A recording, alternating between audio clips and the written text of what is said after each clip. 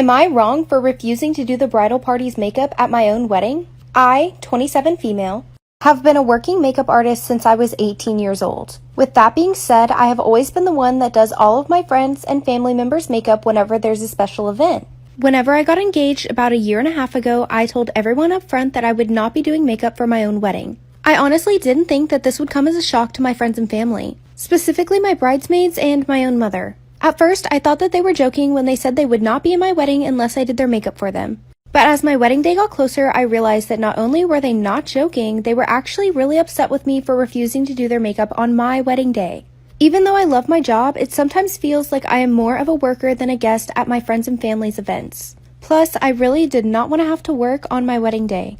I told them that they were more than welcome to hire a different makeup artist to come do their makeup for my wedding, and to that they told me that I was being selfish and inconsiderate for asking them to spend more money on my wedding. I totally understand where they're coming from, but I had already made plenty of sacrifices in order to make this as cheap as possible for everyone involved. Growing up, I had always had a vision that all my bridesmaids would be in the same dress because I honestly think that that just looks nicer for weddings. But in order to accommodate some of the girls that I knew didn't have as much money just lying around, I told them that they could get any dress they wanted to as long as it was in the same color. It may not seem like much, but to me, this was a huge deal. At this point, I didn't really know what to do because I honestly feel like I did more than enough to make everybody feel comfortable and accommodated. They were asking me to take care of them on my big day for free, which is not something that I would normally do anyways.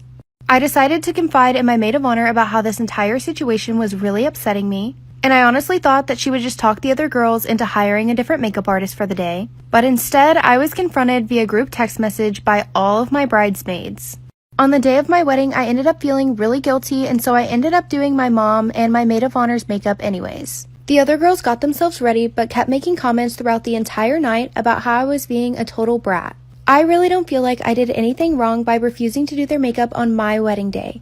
If anything, I feel like they owe me an apology for acting this way towards me on my special day, and not taking into consideration how stressful it would have been for me to take care of my entire bridal party's makeup, my own, and enjoy my day as a bride. After my wedding, some of my bridesmaids decided that they were going to cut off all contact with me, and even removed me from their social media. I really don't feel like it was selfish of me to tell them no about doing their makeup, but what do you think? Story time on how I found out I was adopted. So growing up, I felt so different from my family, and the treatment was off as well. So my mom is white and my dad is black, and my brother and sisters are all biracial, and at the time I thought I was too. My older brother and sister were both light skinned, they had light eyes, they had curly or wavy hair, and same thing for my little sister. But she honestly looked like a white girl. I mean, if you would straighten her hair, you would have thought that she was just white. And she looked more like my mom than anything. But me on the other hand, I turned out completely different. I forgot to mention, but my dad is light-skinned as well. I was dark-skinned, I had the regular dark brown eyes, and my hair was extremely kinky. And I recently found out that I have 4B hair. And I never understood how I turned out this way, and the rest of my family was light-skinned. I don't know, I just sometimes felt like I didn't belong in the family, and I wasn't pretty enough. And I definitely sensed something was off because my grandmas and aunts and uncles treated me way different. And I could tell I wasn't their favorite. Sorry I went on a rant, but if you want to know how I found out, come back for part 2.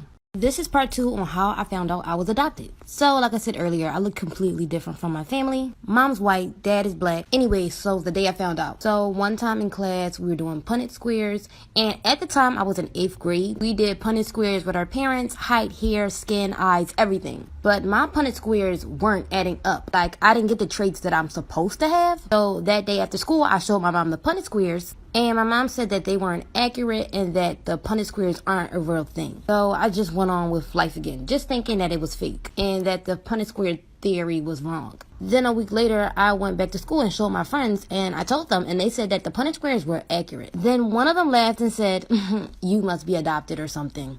And when she said that, literally my whole world clicked. Sorry, but it's literally so much to the story. You're going to have to come back for part 3 on how I even asked my parents how I was adopted or if I was adopted. So, sorry.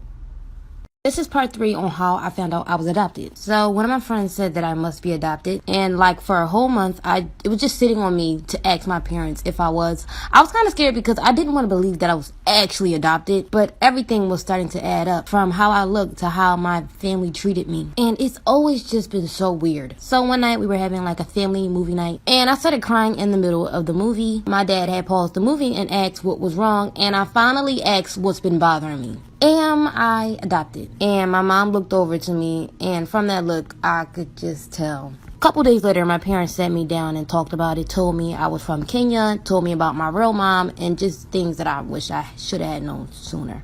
Because most of my life, I was questioning my existence. But now I'm 43 years old. I was able to find 2 sisters I had. They were both older than me, and they were also adopted. But I never got to meet my real mom because she passed away before I could meet her. But I'm glad to have met the sisters that I have.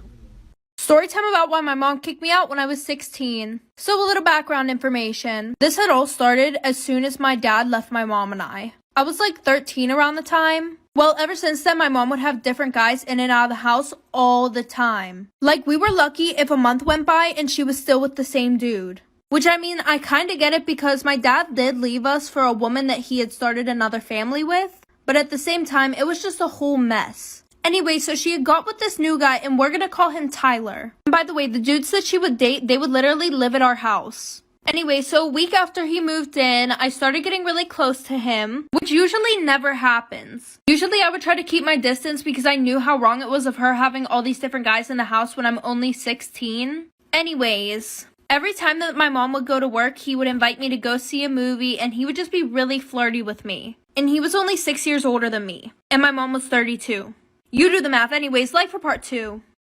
Part 2 about why my mom kicked me out when I was 16. So like I said, the guy was being super flirty with me, inviting me to the movies when my mom wasn't home and all that stuff. Well, then it led to more than just that. By the way, this guy did not have a job, so he was home with me 24/7. And I was doing online school. So we were in the house by ourselves, 12 hours a day, 5 days a week. Anyways, like I said, it led to more, and we started doing the nasty and stuff. Ew, just, yeah. Well, the one day after we got done doing the nasty in my mom's room, we had fell asleep.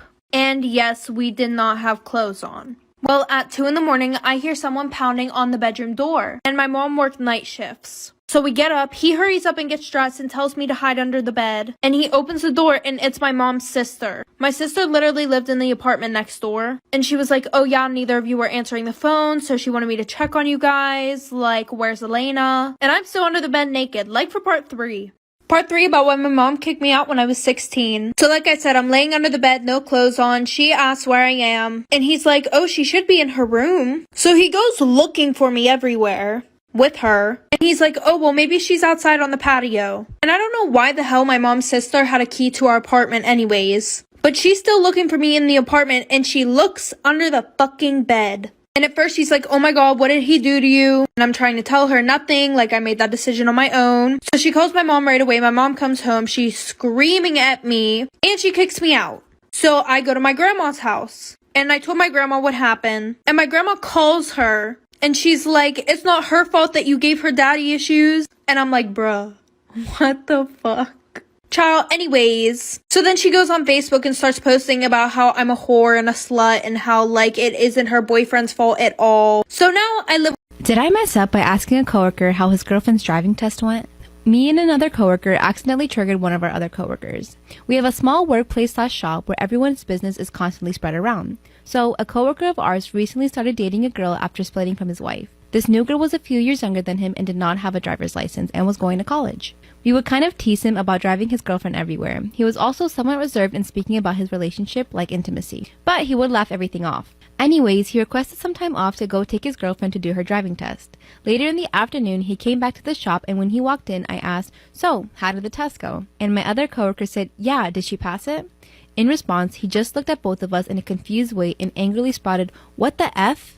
He shook his head and said, why does everyone need to know all my business? And then he went on and on about how nobody can have a personal life at this place. After his rant, he said, it went all right. The doctor just gave her some cream and said that she will need to apply for a few weeks, and if I developed anything, I will too. But right now, I'm fine. Silence. I looked at my other coworker, and he looked at me like, what the? Both of us cracked a smile, and then I looked back at him and said, the driving test? And his face went so red, he hurriedly said, oh yeah, she passed it, and quickly left. My other coworker and I busted out laughing. So this dude's girlfriend had picked up an STD from a different dude. Not long after that, everyone in the shop did know his business, but it was his own fault, right?